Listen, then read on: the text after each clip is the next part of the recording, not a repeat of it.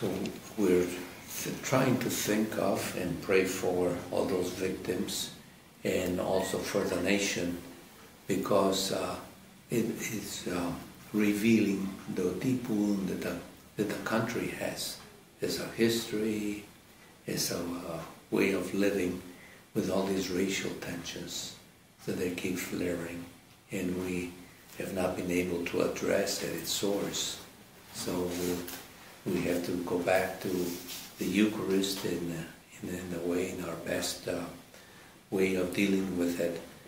And so we will keep praying for our brothers and sisters who have suffered these kinds of wounds for the whole nation. So it's not just they themselves, it is all of us who are implicated in these racial tensions.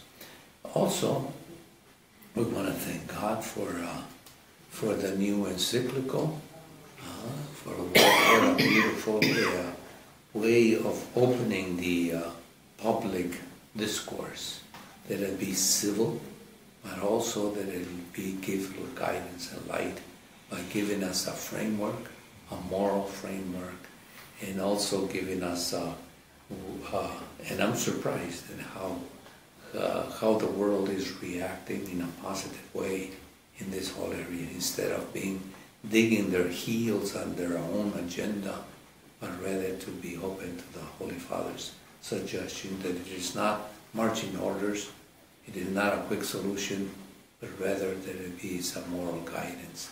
And what a blessing before December, when the United Nations will be dealing with the issue of ecology. So thanks be to God. And thanks be to God for this great apostle, St. Paul, as he speaks to the Corinthians, and he's speaking to us. Hey, listen, I'm into this myself, and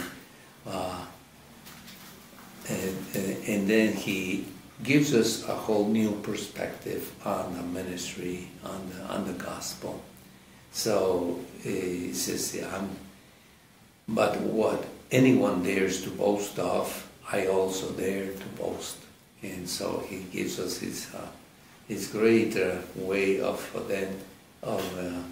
seeing life. And I think there's a similarity between Pope Francis and St. Paul here with the gospel. So if anybody says, have I ever been hungry? Of course I have. Have I ever been persecuted? Yes. Remember the Argentinian government who was trying to, take care of or abolish and kill the Jesuits, and I was their superior, so I was being persecuted, and so on. So you see how many things that he had, and then as he lived in the squalor, in the worst housing of the whole of Buenos Aires, and he would take the train and then get in that condition. So he's boasting of being on the side of the poor, doing his own cooking as well. So, and talking to the poorest of the poor, and also protecting his priest who was already marked because he has spoken against the drugs in his own barrio, so or favela.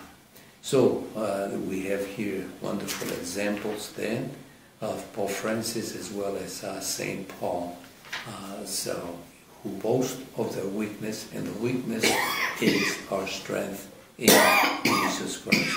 So let us then continue with the Eucharist, that they may open us up, knowing that we are looking upstairs.